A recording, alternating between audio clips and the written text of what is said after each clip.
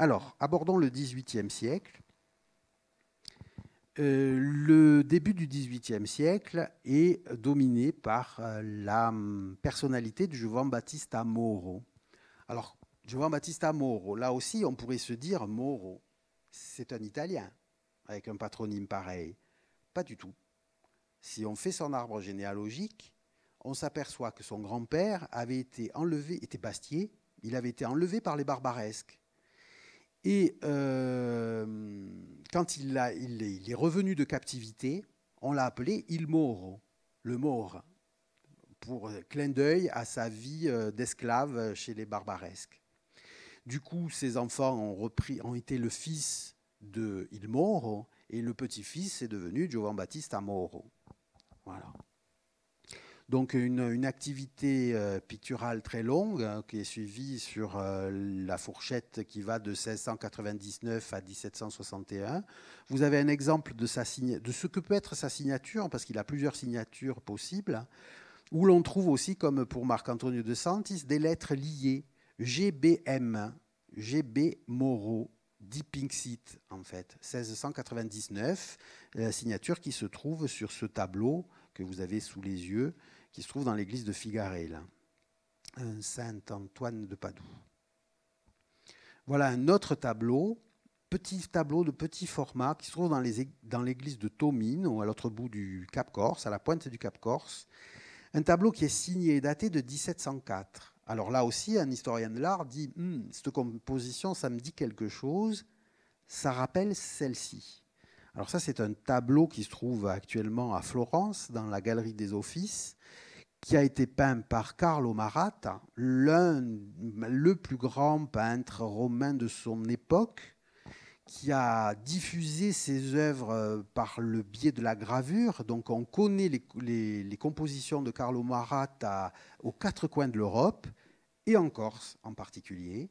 Et donc on copie Carlo Maratta. Alors vous remarquez que le tableau de Tomino date de 1704. Et Carlo Maratta ne va mourir qu'en 1713. Ça veut dire qu'en Corse, on copie Carlo Maratta du vivant même du peintre. C'est quand même à noter. Donc on suit la mode, ce qui se fait à Rome à cette époque-là. Alors là, nous avons un très joli tableau, une annonciation qui est signée et datée de Giovan Battista Moro, datée de 1720. Le tableau qui a été restauré, qui était bien oxydé, dont le vernis était bien oxydé. Et là aussi, un air de déjà-vu. Pourquoi ? Là aussi, on trouve un modèle de Carlo Maratta, diffusé par la gravure. Voilà un détail de la technique picturale de Giovan Battista Moro, c'est honorable. Un petit air mutin de la Vierge. Voilà un autre tableau plus austère qui se trouve dans le couvent des Dominicains Saint-Hyacinthe. Donc un tableau signé et daté de 1730. Là aussi, on se dit un air de déjà-vu. Pourquoi ? Le peintre a utilisé là aussi une gravure d'après un tableau de Carlo Maratta, mais il a remplacé le Saint-Antoine de Padoue, que l'on voit sur la gravure, par un Saint-Hyacinthe dominicain de sa composition. Donc il s'inspire sans être un copieur servile, je dirais, un copiste.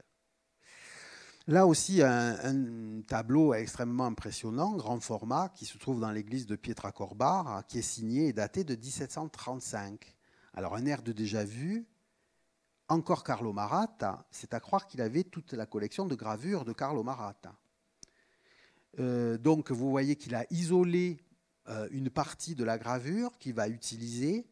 Il va déshabiller le Saint-Charles Borromée, qui est d'habitude habillé en rouge et blanc.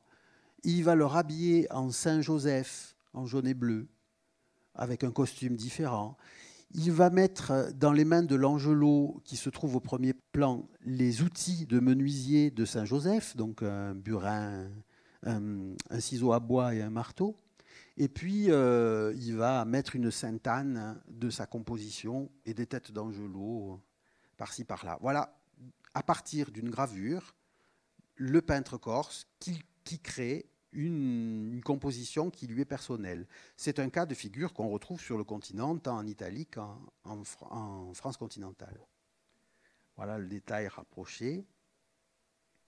On voit bien les angelots, un qui a les mains vides et finalement qui va trouver une justification à sa présence en tenant les outils du Saint Joseph.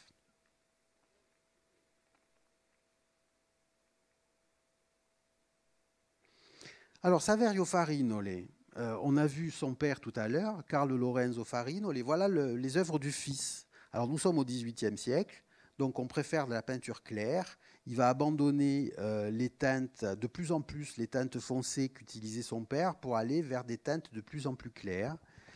Donc lui, il est domicilié à Bastia et il est actif dans les années 1720-1760. Alors ce tableau-là, qui se trouve dans une chapelle privée à Brando, il y a un air de déjà-vu, puisque on retrouve le Saint-Charles Borromée de Carlo Maratta, isolé et intégré dans un décor différent. Voilà. Donc là aussi, encore un peintre qui s'inspire de Carlo Maratta. D'où finalement, en fait, ces racines savantes de l'art baroque corse. Alors voilà une œuvre plus avancée dans sa carrière, qui est de plus en plus claire au niveau des coloris. Et là aussi, on se dit un air de déjà-vu. C'est un tableau qui a servi de modèle, qui se trouve dans la cathédrale de Bastia. Et là, vous voyez que ce sont des coloris du XVIIe siècle, avec des rouges, des jaunes, des verts très sombres, traités avec des coloris XVIIIe, plus clairs, avec des bleus clairs, des rouges clairs, des gris. Et donc le tableau modèle, c'est un tableau de Giuseppe Badaracco, un peintre génois baroque important. Et voilà, le peintre va utiliser le modèle pour en faire un tableau de dimension moyenne pour une église de village, notamment, enfin précisément celle de Méria. Voilà encore un exemple de sa production. C'est un des tableaux teints des 14 constituant le chemin de croix de l'église de San Giovanni de Moriani, avec ses couleurs rouge clair qui lui sont particulières. Voilà un tableau qui se trouve dans la confrérie Santa Croce et Sainte-Croix de Bastia, le lavement des pieds.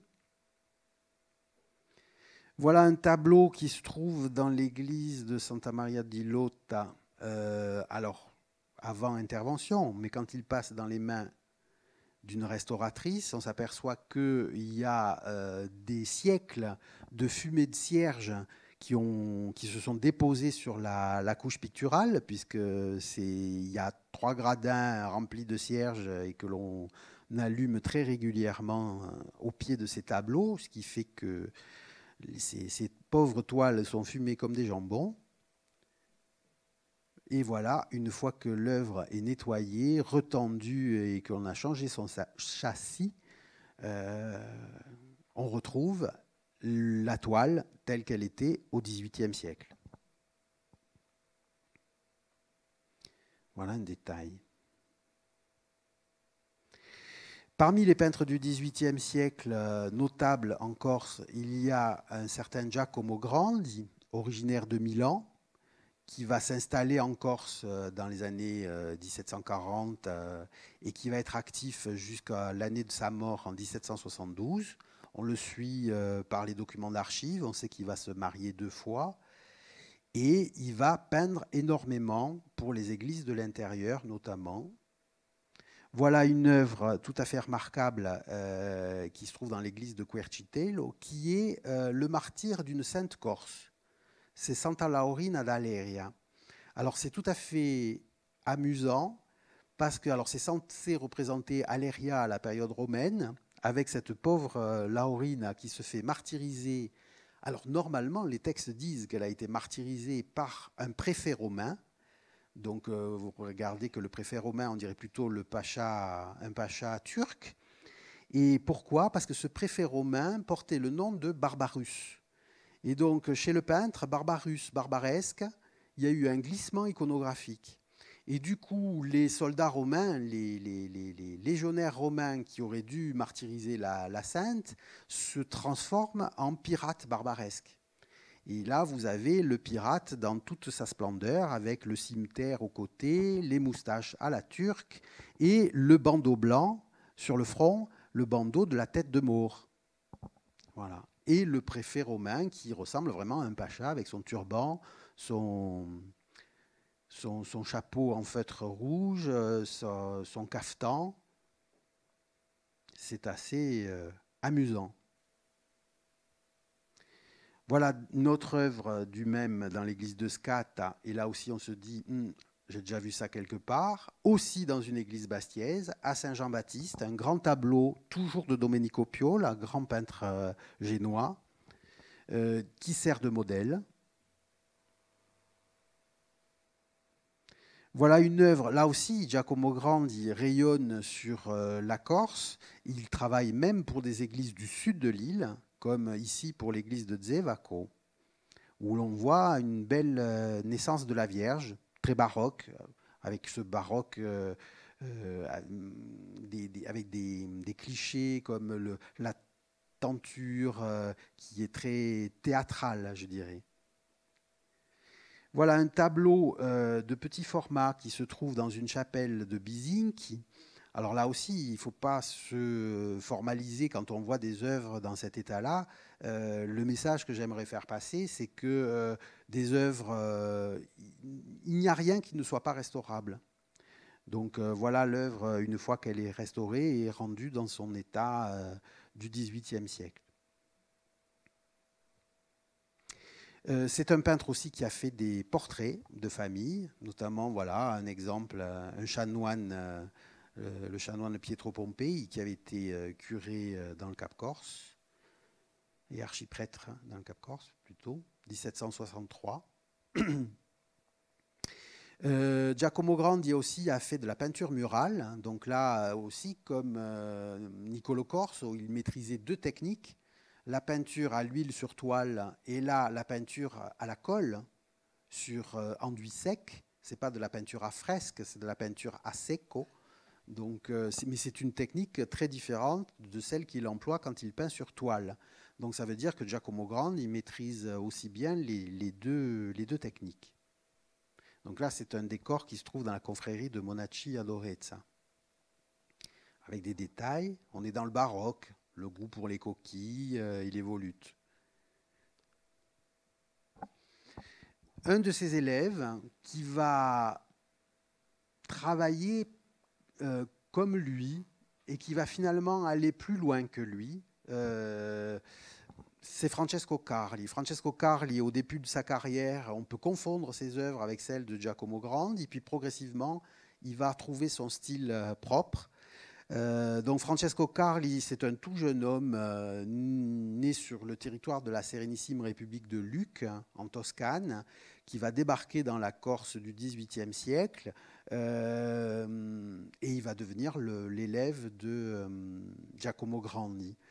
Il va lui aussi se marier en Corse. Il va épouser une jeune fille de San Lorenzo et donc il va se fixer définitivement dans l'île et il va y mourir très, très, très tard, alors que le 19e siècle est déjà bien avancé, en 1821, la même année que Napoléon. Voilà. Donc, un exemple d'une des œuvres de Francesco Carli, ce tableau d'autel qui se trouve dans la confrérie de Tox. Alors là aussi, on se dit, un air de déjà-vu, pourquoi ? La base, encore Carlo Maratta. Décidément, Carlo Maratta, il a une influence fondamentale sur le baroque corse, sans jamais y avoir mis les pieds, mais par les gravures qui représentent ses œuvres. Donc vous voyez que dans la partie supérieure, la Vierge de l'Immaculée Conception, les pieds sur une demi-lune, va être copiée par Carli et entourée d'Angelo de sa composition. Voilà encore un tableau de Carli qui utilise le même modèle avec des personnages en premier plan de sa composition. Voilà un petit tableau dans le couvent de Barrett qui montre bien son style très, avec des personnages très jeunes, avec des visages enfantins de poupées de porcelaine. C'est typique du XVIIIe siècle. Voilà, ces visages de porcelainés. Un détail d'un tableau qui se trouve dans l'église de Monte. Et une bannière de procession qui représente un Saint-Pierre tenant les clés du paradis, où on voit que même s'il essaye de traduire des visages de vieillards, il y a quand même un aspect juvénile dans ces visages. Il n'arrive pas on dirait plutôt des petits garçons déguisés en vieux que de vénérables vieillards.